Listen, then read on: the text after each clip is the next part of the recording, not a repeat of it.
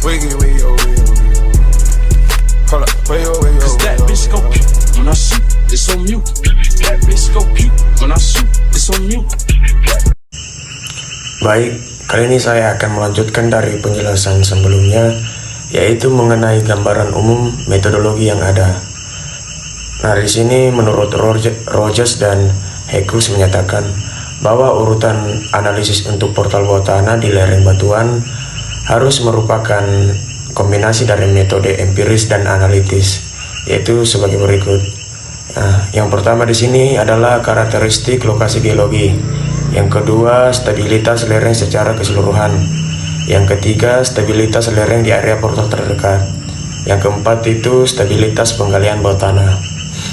Kemudian Hutchinson dan Dietrich menyatakan dalam bab mereka tentang penerapan prinsip-prinsip teknik untuk indeks kualitas terowongan batuan untuk persimpangan krisis dan portal akses menggunakan 2 hingga 3 kali untuk mengevakuasi.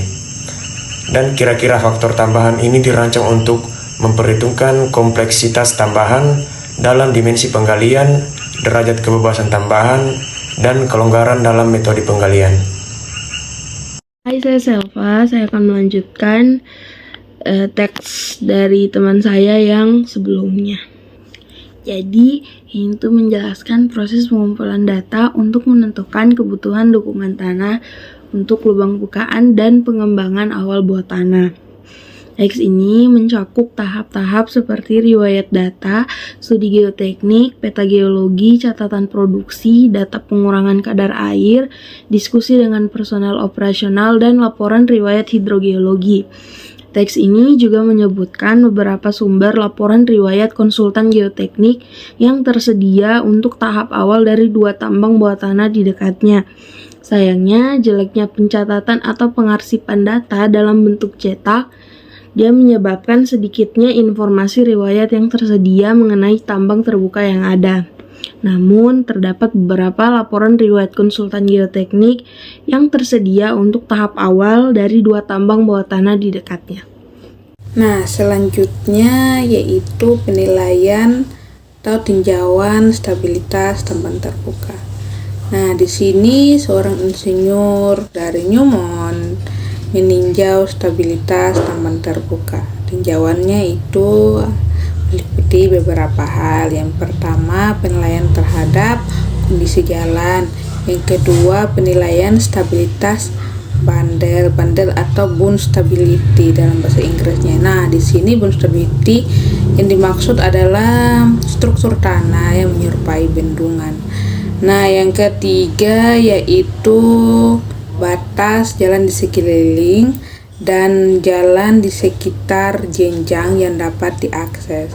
Berikutnya rekomendasi untuk remediasi. Remediasi yang di sini yaitu kegiatan untuk membersihkan tanah. Berikutnya rekomendasi untuk pemulihan pemantauan.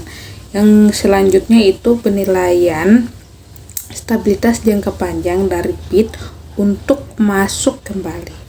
Nah, berikutnya yaitu pemetaan, di mana di sini para insinyur perencanaan tambang itu menentukan di mana konstruksi portal yang tepat dan paling mudah untuk desain tambang.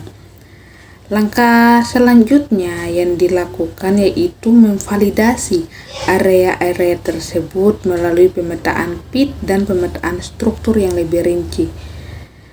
Peta geologi sebelumnya dari pit itu memberikan indikasi litologi induk dan struktur yang lebih kompleks. Nah, sini gunanya supaya menentukan konstruksi yang tepat atau menentukan di mana letak portal yang baik atau yang aman untuk digunakan sebagai pintu portal nantinya. Selanjutnya yaitu setelah melakukan inspeksi terhadap pit, terlihat jelas bahwa lokasi untuk menentukan 2 lokasi yang sama akan lebih sulit daripada yang diantisipasi sebelumnya. Hal ini disebabkan beberapa faktor. Nah, beberapa faktor tersebut termasuk Setelah memeriksa lubang tersebut, terlihat jelas bahwa menemukan dua lokasi dengan jarak yang sesuai satu sama lain akan lebih sulit dari perkiraan yang semula. Hal ini disebabkan oleh beberapa faktor, antara lain yang pertama, lebar jenjang dan hilangnya sebuah lereng dikarenakan ketidakstabilan selama bertahun-tahun. Hal ini terjadi pada jenjang di atas portal dan juga pada tingkat di mana portal itu akan dibangun. Yang kedua, tinggi jenjang yang tidak mencukupi atau diperlukan penutup yang minimum dari belakang portal ke jenjang di atasnya. Setidaknya 2 kali lebar portal, terutama pada material yang sangat lapuk. Yang ketiga, mata air artesis alami mengalami pengaliran dari sisi barat lubang sepanjang patahan besar. Yang keempat, paparan batuan segar untuk kedua portal tidak mencukupi karena pembatasan pikat banjir dikarenakan dari pit sump.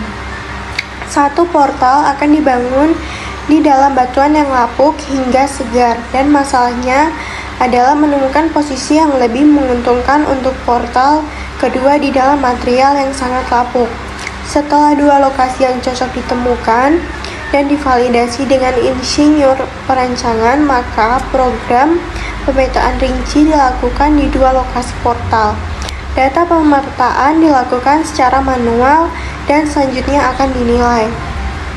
Tujuan dari pemetaan scanline adalah untuk mengukur orientasi struktur dari sekitar masing-masing lokasi portal dengan fokus pada identifikasi fitur struktural utama. Orientasi struktural kemudian dinilai menggunakan DIPS. 3.4 Informasi pengeboran berlian. Meskipun terdapat banyak informasi geoteknik yang dikumpulkan selama penentuan sumber daya dan pengeboran eksplorasi, informasi ini terletak hampir 300 meter dari pintu masuk portal. Untuk menentukan kondisi tanah sekitar 2 portal, rig pengeboran intan pada tambang bawah tanah yang sudah beroperasi di lokasi dengan mengebor 8 lubang bor intan sampai kedalaman 200 meter. Tahap pertama mengalami penurunan.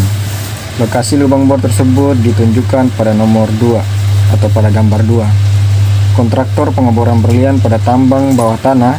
Lokasi ini dipilih karena menjadi satu-satunya rig pengeboran untuk mengebor lubang geoteknik dengan elevasi maksimum